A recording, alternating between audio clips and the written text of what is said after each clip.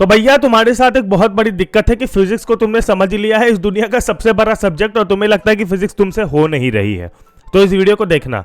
मेरे को पता है कि कुछ लोग हैं जो कमेंट में ज्ञान देने आ जाएंगे अभी के टाइम पे कि तू फिजिक्स के बारे में कैसे बता सकता है, तूने ये ग्रेजुएशन की वो की। लेकिन उससे पहले मैं क्लियर कर देता हूँ भाई, ज्ञान देने से पहले देखो, क्या मैं एक चीज मानता हूँ, कोई भी इंसान अगर कुछ भी बोलता है तो अपने एक्सपीरियंस से बोलता है, राइट। और हम लोग भी अपने एक्सपीरियंस से ही बोलते हैं। 11-12 में भाई जम के पढ़ाई करी थी एंड में फिजिक्स की, और कुछ ऐसी क्रैक्स निकाली थी हमने जिससे कि हमें पता चल गया था कि हाँ इस तरीके से हम लोग इसको टैकल कर सकते हैं, ठीक है। और अभी के टाइम पे मैं तुमको एक चीज बताता हूं यार कि फिजिक्स को पढ़ने का तरीका तुम्हारा गलत है, अप्रोच गलत है। क्योंकि जिस तरीके से हमने इसको देखा था हमारी अप्रोच डिफरेंट थी। क्योंकि देखो यार, right now everyone is teaching, जो कि एक न्यू मेथड नहीं आ रही है मार्केट में, जो कि आनी चाहिए। लेकिन इवन अगर मेथड नहीं आ रही है तो तुमको एक चीज याद रखना चाहिए कि तुमको अपने पढ़ने का स्टाइल उसी हिसाब से बनाना चाहिए। अब देखो, अगर हम लोग बात करते हैं फिजिक्स की तो वो कंसिस्ट करता है 3 मेन चीज का, जिसमें कि पहली चीज आती है थ्योरी। अब theory will consist of concept, ठीक है, and theory will consist of derivation too. अब डेरिवेशन जिनको नहीं पता क्या होता है तो फॉर्मूला बनाने के लिए जो पूरा प्रोसेस होता है उसको डेरिवेशन कहते हैं। सेकंड थिंग इज न्यूमेरिकल, जो कि जेई पर्सपेक्टिव से सबसे ज्यादा इंपॉर्टेंट होता है, ठीक है। लोग यहां पर सिर्फ न्यूमेरिकल के पीछे भाग रहे हैं, कंसेप्ट भैया कुछ नहीं आ रहा, लेकिन हाँ न्यूमेरिकल तो बनना चाहिए, ठीक है।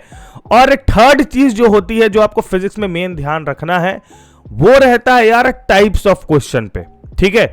अगर आप इन चीजों को कर लेते हो तो आप फिजिक्स को कैचअप कर लेते हो। लेकिन आपकी क्या दिक्कत होती है, या तो आप पूरी तरह से अपना पूरा दिमाग न्यूमेरिकल की ओर लगा देते हो कि मेरे से न्यूमेरिकल बनने चाहिए, ठीक है, या तो तुम अपना पूरा का पूरा दिमाग जो है 100% वो थ्योरी के ऊपर लगा देते हो कि कंसेप्ट समझ में आ जाना चाहिए, ठीक है। बट तुम इन दोनों को मर्ज नहीं कर पा रहे हो, इन दोनों को मैच नहीं कर पा रहे हो, इन दोनों का एक कॉम्बिनेशन नहीं बना पा रहे हो। और ये वीडियो बिल्कुल इसी बारे में कि तुम इसको पढ़ोगे कैसे, तुम्हारा तरीका क्या होना चाहिए फिजिक्स पढ़ने का। अब भाई जिंदगी में कुछ बड़े बड़े अचीवमेंट में एक छोटा सा अचीवमेंट हमारा ये भी है कि क्लास 12 में फिजिक्स को सिर्फ मात्र 20 से 21 दिन में पढ़ के हमने लाया था 85 मार्क्स इन आवर स्कूल।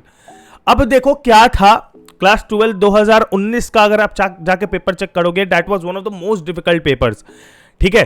और मैं तुमको बताता हूं यार कि फिजिक्स की अगर बात करें तो हमने क्या स्ट्रेटेजाइज किया था, हमने क्या प्लान किया था।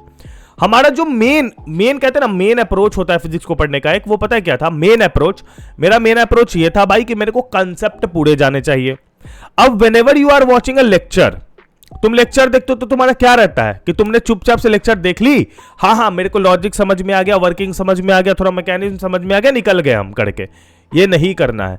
Whenever you are studying from any lecture, ठीक है, मैं ये नहीं कह रहा कि इसी से पढ़ो या इन्हीं से पढ़ो, तुमको जहां से भी पढ़ना है पढ़ो, लेकिन जब भी तुम कोई भी एक लेक्चर देखते हो तो उस लेक्चर को इस अप्रोच से देखिए कि आपको उससे, देखो मेरा क्या लॉजिक था ना कि मैं पढ़ता था पढ़ाने के लिए, ठीक है। जब आप पढ़ोगे ना पढ़ाने के लिए, तुम उसको उस अप्रोच से देखो कि तुमको उसको दूसरे बंदे को समझाना है, समझे। किसी को भी पकड़ लो, किसी दोस्त को पकड़ लो, किसी मित्र को पकड़ लो, किसी को भी पकड़ लो, और इस अप्रोच से उस टॉपिक को पढ़ो या फिर उस चैप्टर को पढ़ो कि उसको तुमको दूसरे लोग को पढ़ाना है, उसको तुमको दूसरे लोग को समझाना है, ठीक है। तो जब तुम्हारे पास ये सेंस ऑफ रिस्पॉन्सिबिलिटी आएगी ना कि वो तुमको पढ़ के पढ़ाना है, तुम्हारा माइंड ज्यादा समझता है, तुम्हारा माइंड ज्यादा समझता है। हाँ, भले ही तुम उस टीचर की बिल्कुल उसकी वाणी बोलने लगोगे उनके सामने भी, लेकिन उससे क्या होगा, तुम्हारा माइंड ग्रैब ज्यादा जल्दी करेगा। जैसे मैं कुछ भी अगर अपने लिए पढ़ता था तो मेरे को उतने अच्छे से याद नहीं होता था, लेकिन आज के डेट में अगर मैं तुमको पढ़ाने के लिए कोई भी चीज को दोबारा पढ़ता हूं, मेरे को तुरंत याद हो जाता है। क्यों? क्योंकि हम लोग अप्रोच वैसा लगाते हैं। And when you have to teach, you have to make your plan, you have to make your notes, और वहां पर तुम नोट्स बनाना शुरू कर दो। जब भी तुम कोई लेक्चर देख रहे हो, तुम साथ में नोट्स बनाओ, ठीक है। नोट्स जरूर बनाओ, चाहे तुम नोट्स अपने वर्ड में बनाओ, अपने लैंग्वेज में बनाओ, या फिर टीचर जो लिखवा रहा है सेम टू सेम लिख लो। लोग कहते हैं कि जो टीचर लिखवा रहा है सेम टू सेम मत लिखो, तो ऐसा नहीं है। क्योंकि तुम उसकी लैंग्वेज में पढ़ रहे हो, तुम उसके वॉइस में पढ़ रहे हो, तो उसके वॉइस की लेक्चर अगर तुम बनाते हो, उसके वॉइस की नोट्स अगर तुम बना रहे हो, तो there is no problem with that, ठीक है। जब तुम उस नोट्स को पढ़ रहे होगे अपने खाली समय में यार, तो तुमको तुम्हारे दिमाग में वीडियो चल रहा होगा। तुम ये करके देख लेना, नहीं यकीन है तो तुम्हारे दिमाग में वीडियो चल रहा होगा, जो वीडियो तुम एक्चुअली उस टाइम लाइव में देख भी नहीं रहोगे।